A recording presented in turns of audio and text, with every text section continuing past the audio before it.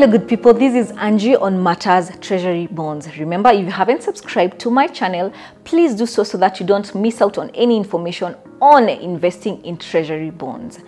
So today we talk about opening a CDS account so that you can be able to purchase the treasury bonds. How do you open a CDS account? Please note that the CDS account for shares is different from the CDS account for bonds. I know many people have the CDS that they use to buy shares at the stock market, but it's not the same that you need to buy bonds.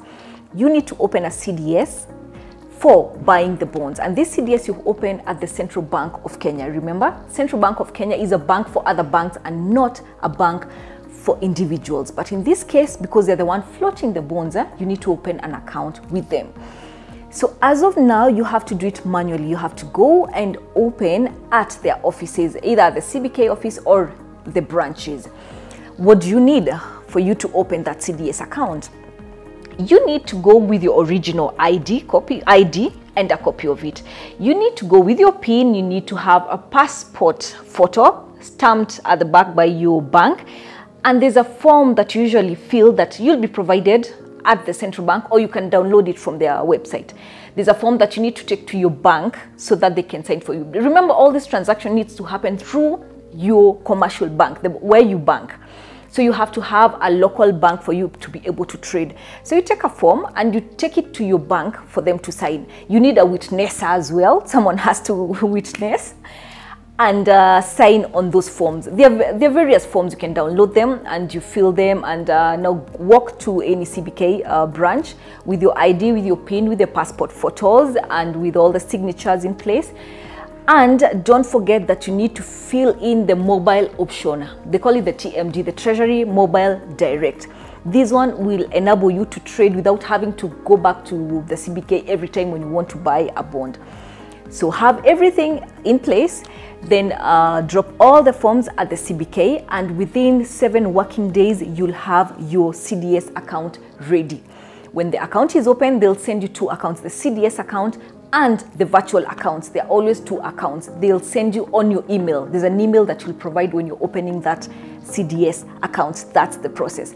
However, they're changing this into a digital way of doing things. Remember, we are moving to digital way as a country, and we'll no longer have to go to the CBK to open these accounts. I know it can be tedious and you can keep postponing this process. So starting from hopefully next month, that is April of 2023, they'll have a digital way of doing it where you can just open your account on your mobile, on your laptop, and you don't have to physically go there to open that account. But as of now, because they're yet to implement that system, you have to go physically and open your account. All the details are on their CBK website. So just check on the requirements and fill them in. Hope you're clear on that. So once you open an account at the CBK, there are 2 accounts you're given, like I've mentioned. There's a CDS account and there's a portfolio account. I know there's that confusion of why are you getting 2 accounts and you're just opening 1 account at the CBK. So the CDS portfolio account holds the bond. The virtual account number holds the money. Remember, you're exchanging bond, money, bond. That means when you buy a bond and then your bid goes through, you give the government the money, they give you a bond. After maturity, you give them back the bond, they give you back the money. So this bond will be held at the CDS portfolio account, and the money that is exchanging hands will be held at the virtual account. So that's why you'll be sent for 2 account numbers, and you need to always indicate those 2 account numbers whenever you're placing a bid. They are always necessary. That's the difference between the 2 accounts. Now, who can open an account? Anybody can open an account. You can open an account as an individual, as a company, as a joint account, as a registered chama, cooperatives, insurance.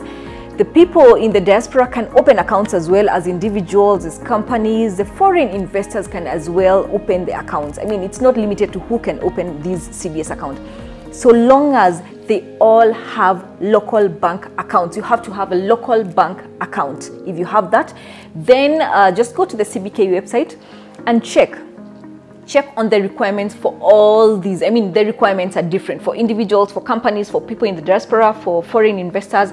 The requirements are different. So just go to the CBK website and check what requirements, what is required of you if you want to open that account. But yes, anyone can open the CDS account and can be an investor as long as they have a local bank account.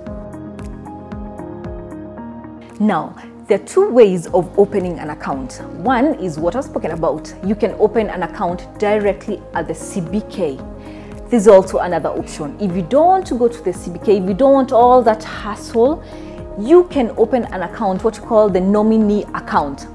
You know, someone mentioned how, how do you go to the CBK? How do you just walk to the Central Bank of Kenya to open an account? Like, are you okay?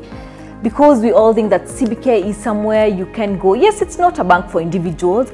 And there's even that fear of walking along that road that leads to the CBK and you feel like you're being watched. So many people don't believe that you can actually walk to the central bank to open an account. So if you're one of those and you don't want all that hassle of opening an account directly, you can open a nominee account. What's that? A nominee account is whereby you give another institution the mandate to open for you a bonds account, a CDS account. This is your bank. Your bank can open for you a nominee account for bonds or an investment bank. That way, you just fill the usual forms that you fill with your bank, and you know you always visit your bank or your investment bank, and they do the rest of the work for you. Now, the bonds will be under your name. You'll be holding the bond. Everything, the details and all that doesn't change. It's only that there's a middleman that's helping you to open an account, and that's called the nominee account. What are the advantages of going through a nominee account? One of them is, and especially if a bank opens for you a nominee account, they can easily give you a loan based on the bonds that you're holding, based on the amount of bonds that you're holding. Most of the time, they'll give you up to 80% of the bonds that you're holding. Now, which is a really big advantage for you. I mean, you have the bond and you can have the loan to do other things. That's a really great advantage. The other one is the convenience. I mean, who doesn't love the convenience? I mean, you don't want to keep walking, I don't know, to fill what form. So it's quite convenient when your bank or an investment bank opens an account for you. So for the convenience bit of it, it's good to have a nominee account. The other thing, it's easy to get the bonds from the secondary market. Remember, these bonds are holding, these banks are holding the bonds in their custody accounts. So most of the time, they'll have a bond that they can sell to you. So as opposed to you walking to, let's say, a broker to look for a bond in the secondary market, a bank or an investment bank can easily get you any bond that you want from the secondary market without having to wait for the primary auction. Anything that has an advantage definitely has a disadvantage. What are these? The convenience comes at a fee. So yes, you'll need to pay a management fee to these institutions. Hakuna acha bure. So it depends. It's different from bank to bank, from a broker to investment banks. They're all different. So you go and find out what's the management fee for a bank or an investment bank holding a nominee account for you. The other thing, there's some banks or some investment banks charge a commission on the coupon. So as you receive your coupon, the bank or investment bank, the agent, let's call them the agent has to make their cut out of your coupon. So you'll receive less coupon. So that means your overall return is lower. So if a bond is paying a return of 14% and you have to factor in all these fees, then you're getting a much lower return. There's also the registration fee when you're opening a nominee account. And there's a premium on bonds. Remember, if you're getting these bonds from the secondary market, they always come in at a premium. And when I say secondary market, it's because someone else had bought that bond and is now selling the bond to you, as opposed to primary auction, where you're going directly to get the bond directly from CBK at no cost. In the secondary market, where the nominee accounts are coming in, you'll probably be charged a premium. So it's up to you to weigh in the pros and cons and decide whether the cost is worth the convenience. But yes, there's a way. Instead of opening an account direct, you can go through a nominee account. It's less hassle, it's more convenient, it's much easier, it's much faster for you. So yeah, those are the two ways. Either you open an account direct or using a nominee account.